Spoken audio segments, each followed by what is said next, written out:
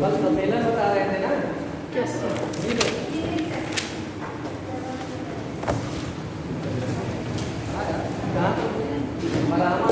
हिंदी सम्मेलन बताया था ना।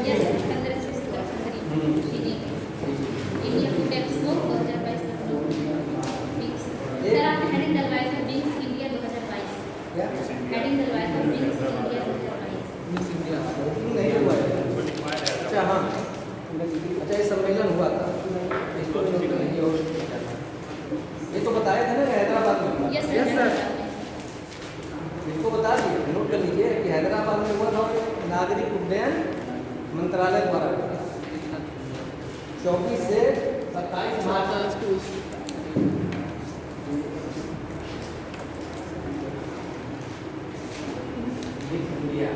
बताए तो तुमको याद है, कल वाला उदाहरण दे रहे थे ना।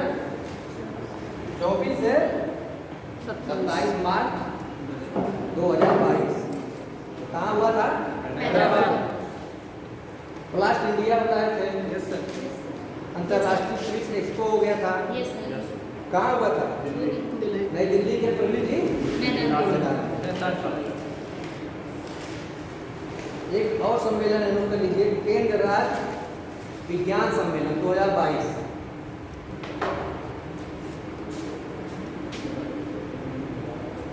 केंद्र राज्य विज्ञान सम्मेलन 2022 यह अहमदाबाद में हुआ था। अहमदाबाद।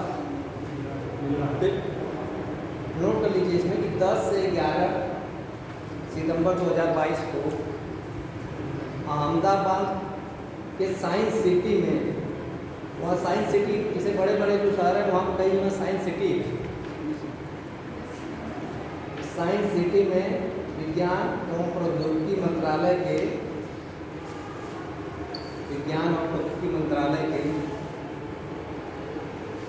निर्देशन या तत्वाधान में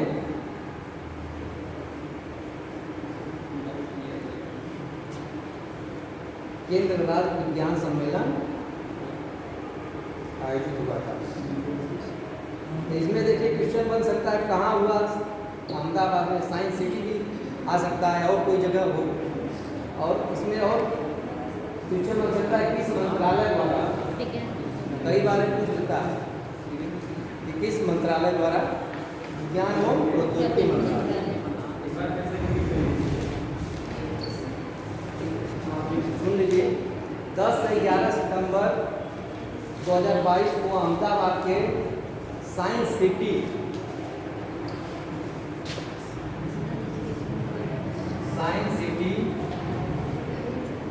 में केंद्र राज्य विज्ञान सम्मेलन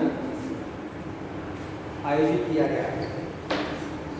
और उसमें आगे भी नोट कर लीजिए, विज्ञान और प्रौद्योगिकी मंत्रालय ने, उसको भगा दीजिए, देख लो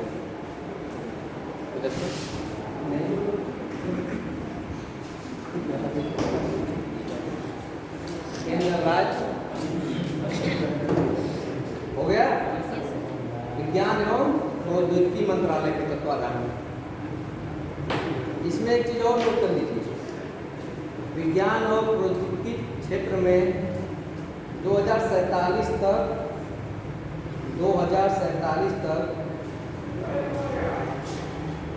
विजन प्रस्तुत करने का लक्ष्य रखा गया है।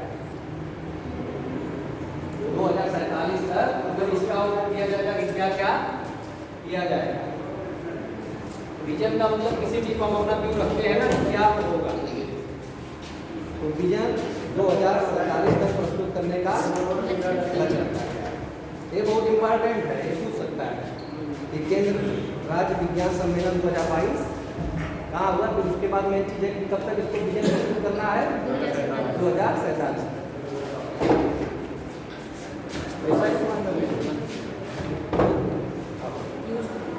क्या हुआ?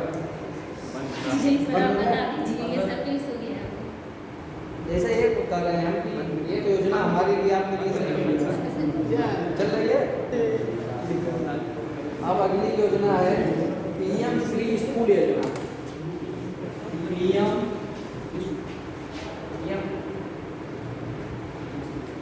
श्री स्कूल योजना। देखिए हमारा मकसद क्या है नया क्लास का, कि हमको एक जॉब मिले।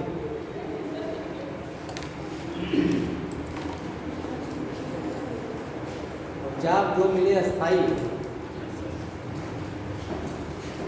पीएम श्री स्कूल योजना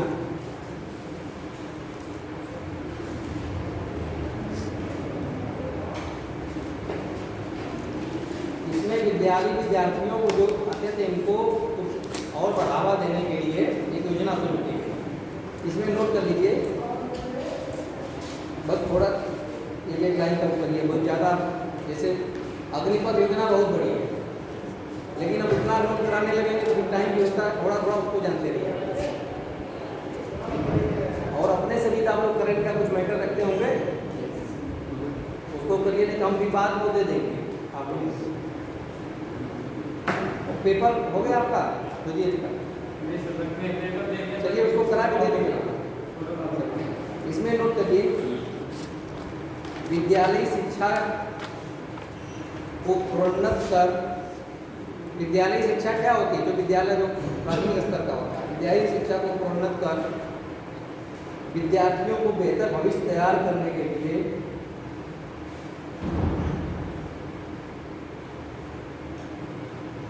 सितंबर 2022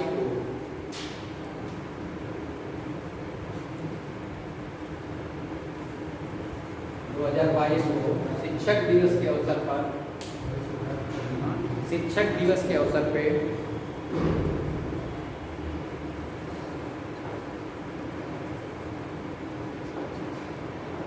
इस योजना के तहत केंद्र शासित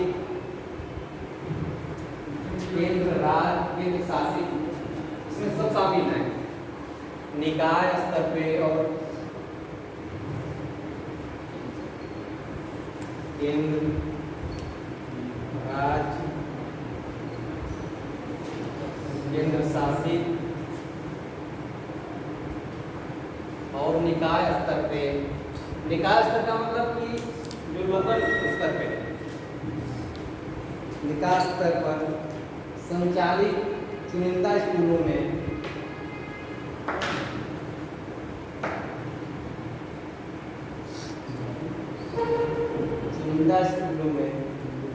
राष्ट्रीय शिक्षा नीति की भावना को समाहित करते हुए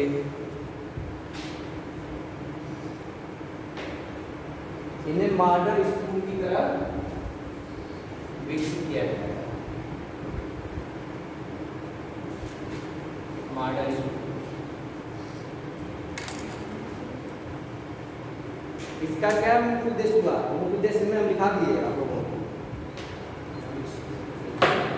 राष्ट्रीय शिक्षा की भावना को बढ़ावा देने के लिए कुछ चुनिंदा स्कूलों को, जैसे कोई कार्यक्रम शुरू होता है कि पायलट प्रोजेक्ट का नाम आप लोग सुनेंगे, कि पायलट प्रोजेक्ट की तरह काम हो रहा है।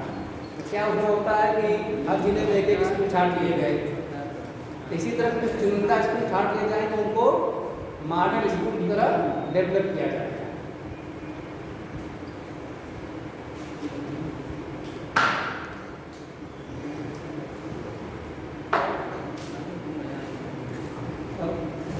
एक योजना और है, वो कर लीजिए, डिजिटल डिस्ट्रिक्ट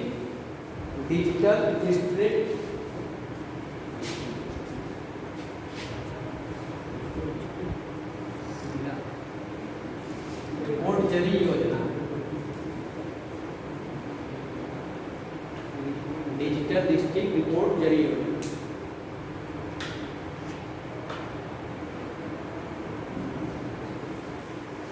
यह भारत सरकार की एक ऐसी योजना है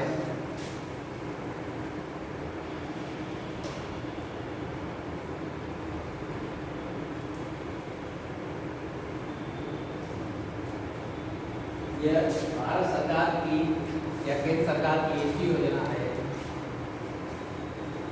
जिसमें समाप्त होती, जैसे पुरानी हमारी कहानियाँ होनियाँ थी ना, समाप्त होती कहानियाँ और किंवदंतियाँ, इनको खोज के डिजिटल स्वरूप में शामिल किया। जैसे हमारे यहाँ जैसे पुरानी किताबों में से पंचतंत्र की कहानियाँ हर जगह मिलता है कि पंचतंत्र में और चीज़ों में इन कहानियों को सबको इकट्ठा करके डिजिटल स्वरूप में एकत्र करना।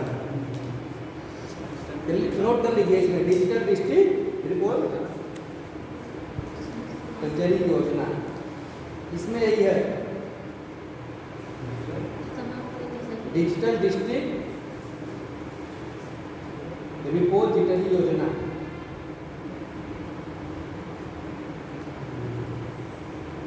इसमें देखिए कुछ और चीज़ों को भी, वो तो जो वैदिक कहानियाँ होती हैं उसको शामिल किया जाएगा और चीज़ों को भी इसमें शामिल किया जाएगा।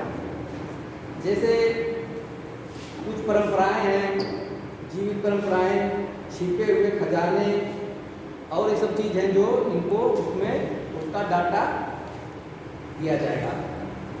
सर यहाँ की बात इसमें समाप्त होने के बाद क्या होगा? भारत सरकार की ऐसी योजना, भारत सरकार की एक, उससे बोल दिए थे अपने समझ को, भारत सरकार की एक ऐसी योजना है जिसमें प्रत्येक जिले के समाप्त होती या लुप्त हो रही कहानियों को खोजने और उनका दस्तावेजीकरण करने की योजना है। जैसे आप इस समय डिग्री लॉकर का एक आया है, किसी आप लोगों का कोई सर्टिफिकेट उसमें डाल दीजिए, डिग्री में खुल जाएगा। तो इस चीज़ किसी ये जो कहानियाँ थी इनको मेन क्या कहा, इसका डिजिटलीकरण करना है। जैसे डिजिटल इंडिया प्रोग्राम चला था, डिजिटल इंडिया 2014 में आया था, make in India, digital India, Adarsh Gram Yojana, ये काफ़ी पुराना हो गया है, लेकिन कभी कभी पूछ सकता है कि इसमें क्या था। आदर्श ग्राम, आदर्श संसद ग्राम योजना, इस तरह की कई योजनाएं चली।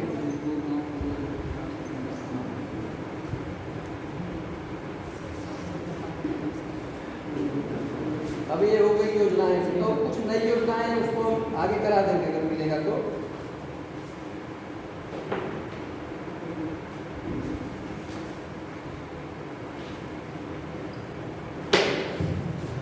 ये कुछ कानून, एक तो कानून का हम आए थे दिन ना, एक वहाँ क्लास चलती थी, उसमें था बजट में कानून का परिवर्तन वाला, जो सप्तऋषि बताए थे उसमें कुछ था, बताए कानून जनशक्ति की क्या करके से था ना। इसी तरह एक और है आपराधिक प्रक्रिया पहचान अधिनियम 2022।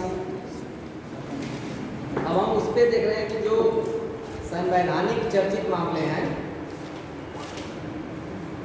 जैसे करंट में हर चीज़ का होता है ना, संवैधानिक में और कानून में जो चर्चित मामले हैं, एक दिन उस पर बात चर्चा हुई थी ना 103वां संविधान संशोधन पे,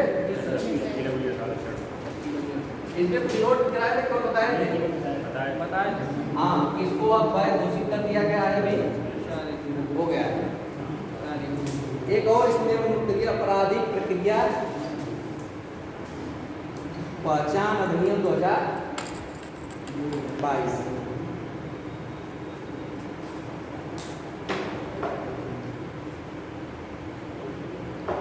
इसमें एक कानून था 1920 का, आपराधिक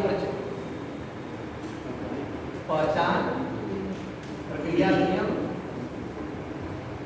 1920 का। इसमें परिवर्तन किया जा रहा है, इसका नाम लिख लीजिए, कानून का आपराधिक प्रक्रिया पहचान अधिनियम 1920 का था। इसमें अब परिवर्तन करके इसको क्या नाम दिया, आपराधिक प्रक्रिया पहचान अधिनियम 2022।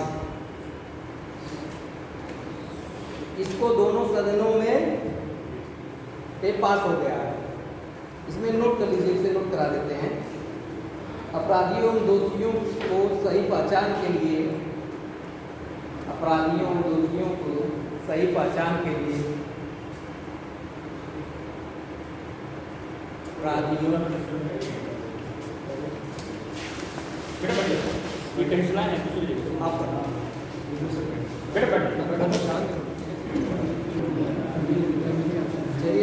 आपराधिक एवं दोषियों की सही पहचान के लिए 102 वर्ष पुराने कानून 102 वर्ष पुराने कानून, जैसे 1920 का है ना, तो 102 वर्ष हो गया ना, 22 में परिवर्तन हो रहा है इसमें। पुराने बंदियों की पहचान अधिनियम 1920 को विस्थापित कर नए, उसकी जगह पर नया कानून लाया जा रहा है। विस्थापित कर, इसीलिए विस्थापित यूज हुआ है। विस्थापित कर नए प्रभावी कानून लाने के लिए आपराधिक प्रक्रिया पहचान अधिनियम 2022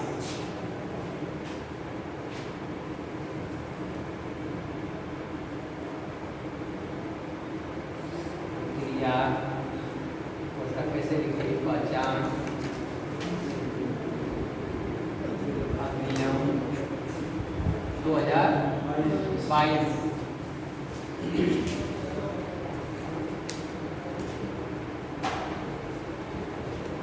को संसद के दोनों सदनों में,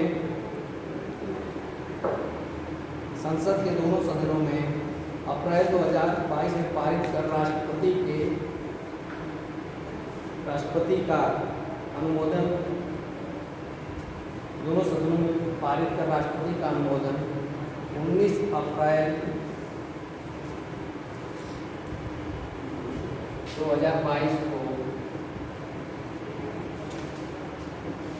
जैसे कभी कभी कई कानूनों में, इसमें कभी इतना चर्चित कानून नहीं है, पूछ लेता है कि राष्ट्रपति का अनुमोदन कब प्राप्त हुआ। जैसे CAA आया था ना, हाँ, शिक्षण में, उस पर पूछ लेता है। और कई कानून आए, जैसे 370 जब हटी तो उसका पूछ लिया कि सर कब आया था, पास किया गया 19 अगस्त को शायद हो गया था ना, 5 अगस्त को किया गया था, नहीं वो तो पास हुआ था। राष्ट्रपति का मिला था 31 अक्टूबर है का सर, उसको डेट देख लीजिएगा आप लोग। उन जो बड़े बड़े कानून हैं, जो ज़्यादा चर्चित हो जाते हैं, उनकी ये डेट पूछ लेता है कि राष्ट्रपति की स्वीकृति कब मिली। कोई भी जो बड़ा चर्चित कानून हो, विवादित हो, उसको राष्ट्रपति की स्वीकृति वाली डेट याद रखें, जितना हो सके। और ये नहीं पूछेगा कि कब पेश किया गया, कब पास हुआ, लेकिन जब उसकी स्वीकृति मिल जाती है तो कानून बन जाता है। कोई कानून क्या प्रक्रिया होती है, पॉलिटी में आप लोग पढ़े होंगे ना, हाँ, लोकसभा, जैसे संसद में क्या शामिल है, तो राष्ट्रपति भी शामिल है, इसीलिए लोकसभा, राज्यसभा और राष्ट्रपति, जब तीनों को अनुमति मिल जाएगी तभी कोई कानून बनेगा। उसमें एक चीज़ और होती है, कोई कानून बनता है उसमें डेट निर्धारित की जाती है, इस डेट से लागू हो जाएगा। कुछ तो तत्कालिक लागू हो जाते हैं, उनको लिख दिया जाता है, लेकिन कोई कानून भूतलक्षी नहीं लागू किया जा सकता। जैसे आज राष्ट्रपति की साइन हो, ये कर दिया जाए कि ये बैक डेट से लागू हो जाएगा। इसी कानून को जब आप लोग अनुच्छेद 13 पढ़ेंगे तो उसमें है कि कोई कानून जो है उसको भूतलक्षी प्रक्रिया से उसको लागू नहीं किया जा सकता। आप पता लगा कि उसमें कुछ दूसरा कानून था, आज लागू कर दीजिए। हाँ, वो तो आर्टिकल 20 में ही है, आर्टिकल 20 में, हाँ, उसमें भी है कि उसमें तो है कि एक दो अपराध के लिए डबल GOP से इम्प्लीमेंटेशन 3 है ना, 20 1 2 3।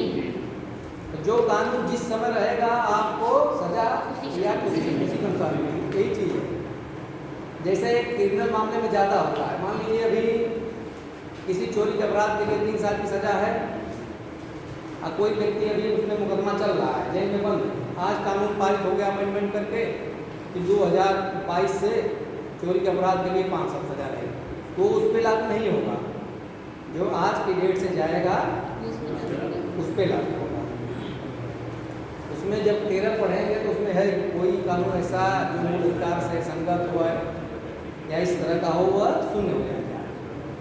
जब 40 पढ़ेंगे तो इस तरह यहाँ बात आई तो हम बता दूँ। तो राष्ट्रपति की स्वीकृति कब मिली? 19 अप्रैल 2022 को।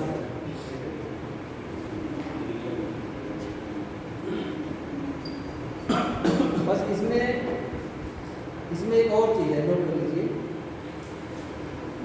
जैसे अपराधियों के लिए फिंगरप्रिंट का 1920 के पुराने अधिनियम के तहत केवल ऐसे कैदियों को, दोनों में अंतर क्या है? 1920 के तहत पुराने कैदियों को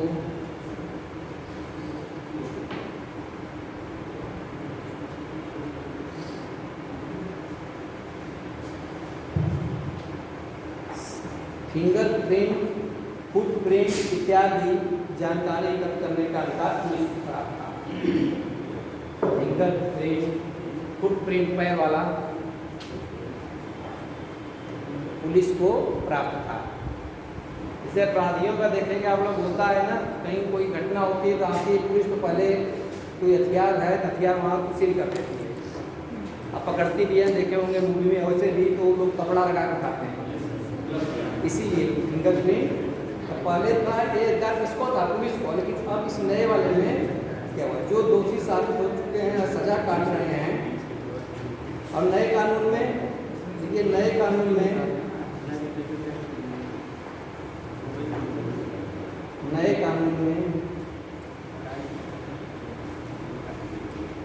जो दोषी साबित हो चुके हैं या सजा काट रहे हैं,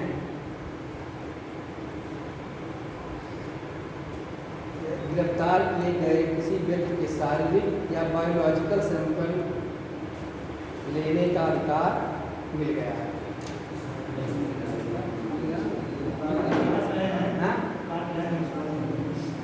उसका सजा काट रहे हैं, जैसे कोई जेल में बंद है, बायोलॉजिकल, शारीरिक या बायोलॉजिकल सैंपल लेने का, जैसे भी होता है ना, देखेंगे अपराध कभी कभी ये इसीलिए कानून लाया गया था।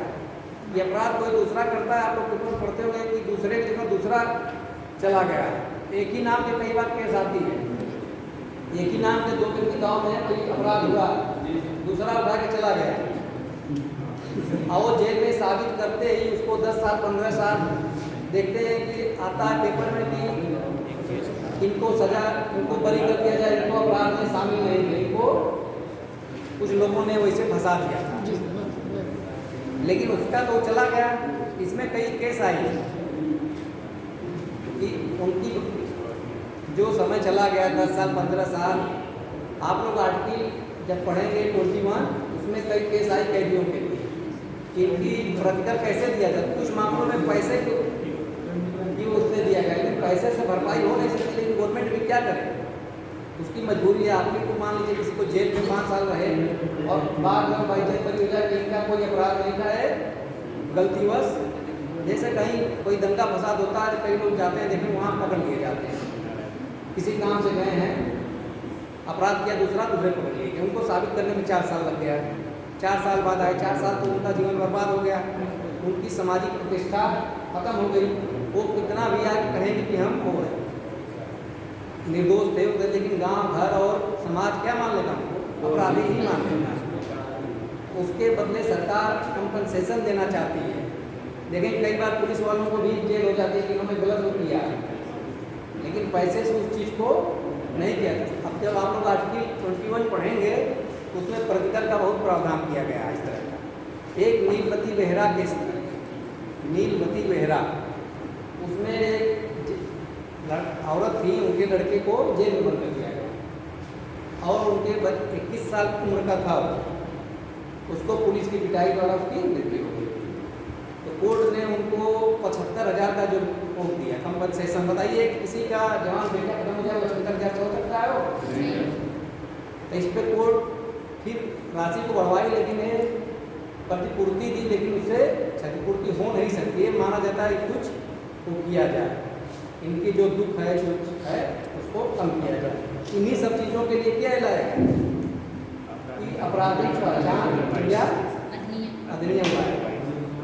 एक इसमें इससे नहीं हो, दूसरी चीज़ है भाई, होता है नार्को टेस्ट, नार्को टेस्ट होता है और होता है, इनमें है कि इसमें पुलिस नहीं करा सकती, इसमें कौन करा सकती है? कोर्ट के माध्यम से होता है।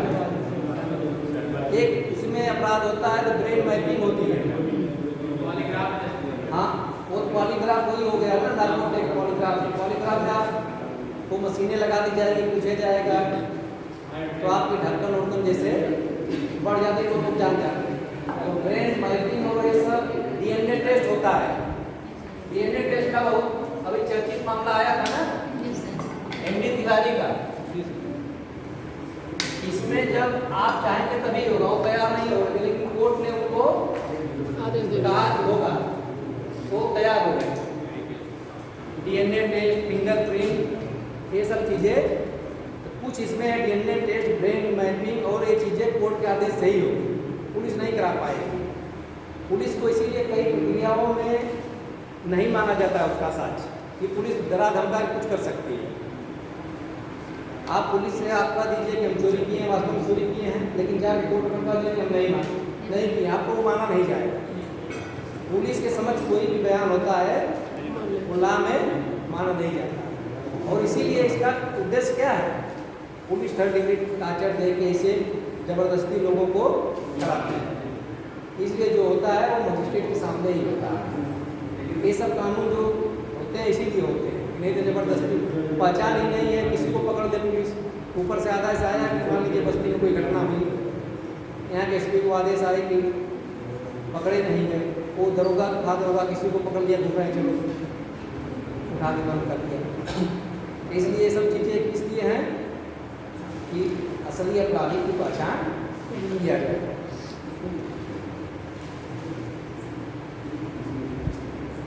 अब जैसे आप लोग देख रहे हैं ट्विन टावर नोएडा में था, इसको नोट मत करिए, जान लीजिए, इसको ध्वस्त कर दिया गया क्योंकि यह मानकों के अनुरूप नहीं किया गया। इसमें क्वेश्चन हो सकता आ सकता है कि ट्विन टावर, इसमें कोर्ट के आदेश से इसको किया गया। एक और चर्चित न्यायिक निर्णय है, इसको नोट करना हो कर लीजिए।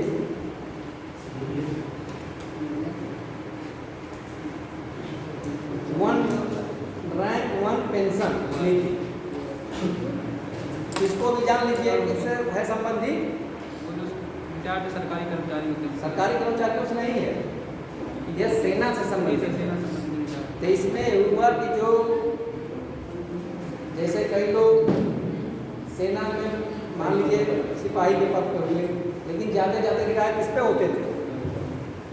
सुबेदार और से, तो उनको पेंशन जो बनती थी उनका सिपाही वाली बनती थी। इसलिए इसमें क्या किया गया कि अब कुछ लोग डायरेक्ट उसी पे हो जाते थे, तो उनको दूसरी पेंशन मिलती थी। एक बार जो जिस से रिटायर होगा उसी से उसको पेंशन मिलेगी। रैंक 1 पेंशन योजना, इस पर भी सेना का बहुत चला था, विवाद था। अभी ये बीके सिंह इस समय जो कोई मंत्री है, बीके सिंह कौन क्या मंत्री है?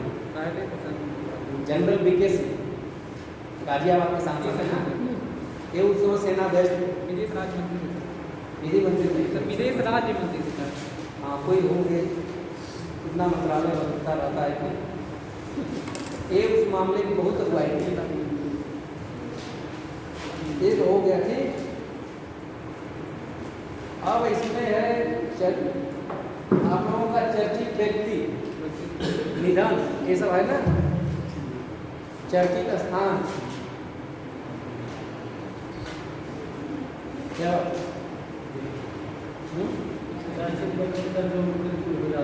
हाँ, चर्चित में किसी तरह चर्चित रहते हैं। कोई उनकी मृत्यु हो गई, वो भी चर्चित है, मृत्यु हो गई। जैसे अभी नोट कर लीजिए, जैसे लता मंगेशकर, इसमें जो फैक्ट हो सकता है सब लोग जान रहे हैं। लता मंगेशकर क्या थी? एक गायिका थी, पार्श्व गायिका। इसमें जो कर दिया गया 1 रैंक जो रिटायर होगा, एक रैंक है तो उसको वही मिलेगी। लता मंगेशकर, इसमें जो चीजें आ सकती हैं वो हम बता रहे हैं। जैसे लता मंगेशकर, नोट करिए, लता मंगेशकर कहाँ की है? इसे पता है इनका जन्म कहाँ हुआ? साउथ में, तो साउथ में तो बहुत चीजें आती हैं। साउथ में हुआ भी नहीं था। इनका जन्म मध्य प्रदेश में हुआ था। तो जब कोई चर्चित रहता है कि मृत्यु ये बहुत कम लोग विश्वास करें कि मध्य प्रदेश में इनका जन्म हुआ। नोट कर लीजिए 6 फरवरी 2022 को भारत रत्न से सम्मानित, इनको किस उपनाम से जाना जाता था? स्वर कोकिला। स्वर कोकिला लता मंगेशकर का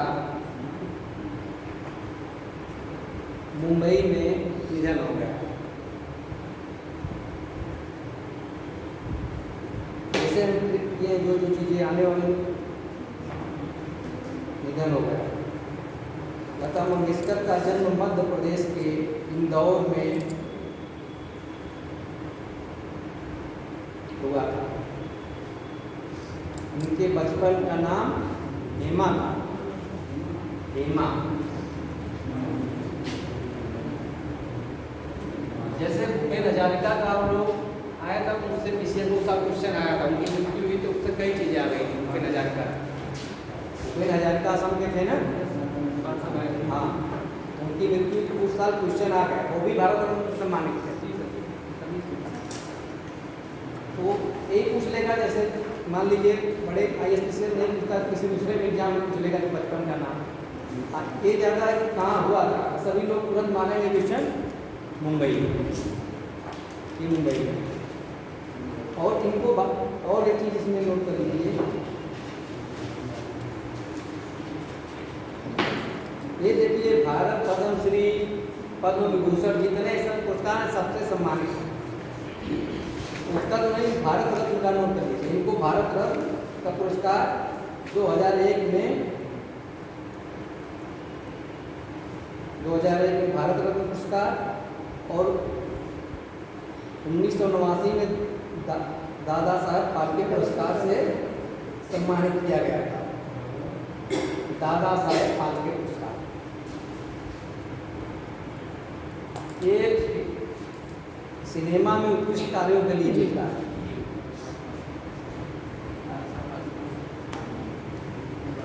और राष्ट्रीय पुरस्कार है, कई बार पाएंगे, उसको नोट करने का और याद करने की जरूरत नहीं। एक चीज इसमें और नोट करें, इनको फ्रांस का सर्वोच्च नागरिक पुरस्कार Officer of the Legion honour,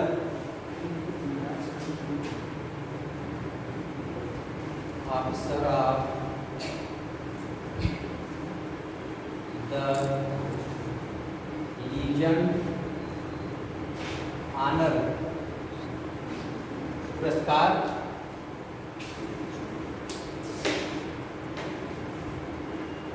से 2009 में सम्मानित किया गया।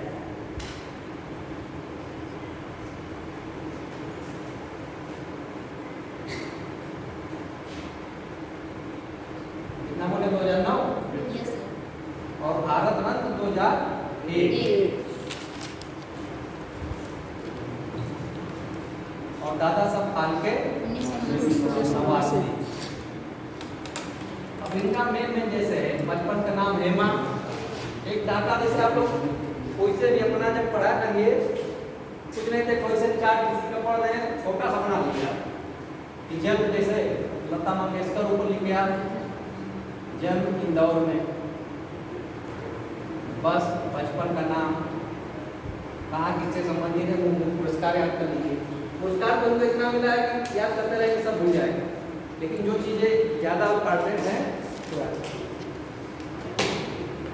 ठीक है। हो गया लता मंगेशकर, चर्चित व्यक्ति जैसे निधन वाले। आगे नोट करिए, टाइम कितना हो गया? माइंड सर आगे रखा लिखा, नोट कर लीजिए बिरजू महाराज। बिरजू महाराज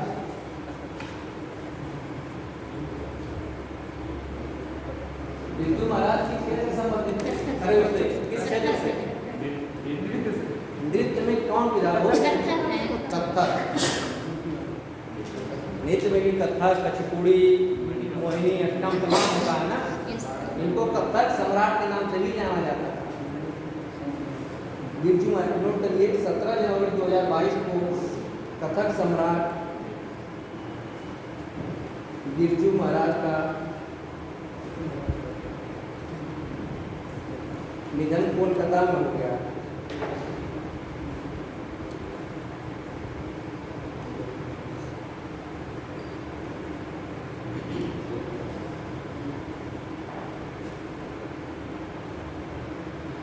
और 1986 में पद्म भूषण विभूषण पुरस्कार से सम्मानित।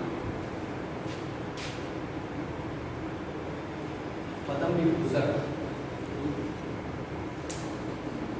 अब आगे देखेंगे हम लोग किताब, जैसे बप्पी लहरी हैं जिनका उतना वो नहीं। बप्पी लहरी का तो आप लोग ने ये संगीतकार थे। किरोड़ी सिंह बैसला एक गुर्जर, हम बोल दे रहे हैं, सुन लीजिए। गुर्जर आरक्षण आंदोलन के नायक थे, वहाँ पे अपना ये उसकी अगुवाई करते थे। इनका निधन हो गया है। सिद्धू मूसेवाला ये क्या थे, वहाँ के पंजाबी गायक, इनकी हत्या कर दी गई थी, गोली मारी।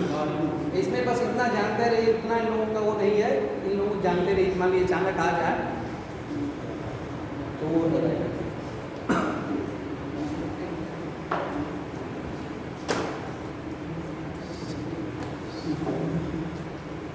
राकेश झुंझुनवाला नाम सुने आप लोग? आकाशा एयर वाले, आकाशा एयर, क्या थे? आकाशा एयर मालिक, आकाशा एयर के मालिक है राकेश झुंझुनवाला शेयर मार्केट के वो, आकाशा एयर भी नहीं का है, मतलब हाँ वही तो है। ये शेयर मार्केट के पितामह माने जाते हैं। इनको भारत का वॉरेन बफेट भी कहा जाता है। इनकी मृत्यु हो गई। दे जानिए कि एक व्यवसायी थे और शेयर मार्केट के बहुत जानकार माने जाते हैं। राकेश झुंझुनवाला। साइरस मिस्त्री, इनकी एक दुर्घटना में एक बीच में टाटा के चेयरमैन और एक आयरिश नागरिक थे, आयरलैंड के थे। कार दुर्घटना में इनकी मृत्यु हो गई। राजू श्रीवास्तव, इनको सभी लोग जानते हैं, कॉमेडियन थे, अपने यूपी के थे, इसलिए कहाँ के रहने वाले थे, कानपुर। इनकी मृत्यु हो गई।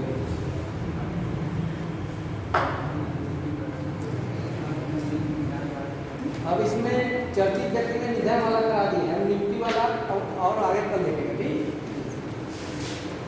आप लोगों का क्या बच जाएगा इसके बाद? यूपी स्पेशल अंतर्राष्ट्रीय, हाँ अंतर्राष्ट्रीय घटनाक्रम। तो अंतर्राष्ट्रीय घटनाक्रम में कुछ चीज़ें जैसे हैं बताएं, कुछ आ गई, जैसे G20 करा दिए, वो अंतर्राष्ट्रीय में भी आएगी। और चीज़ें हैं और आगे जो विदेशी दौरे रहते हैं, प्रधानमंत्री के यहाँ के राष्ट्राध्यक्ष और लोग जो बाहर के आते हैं उनके दौरे होते हैं। ठीक है, तो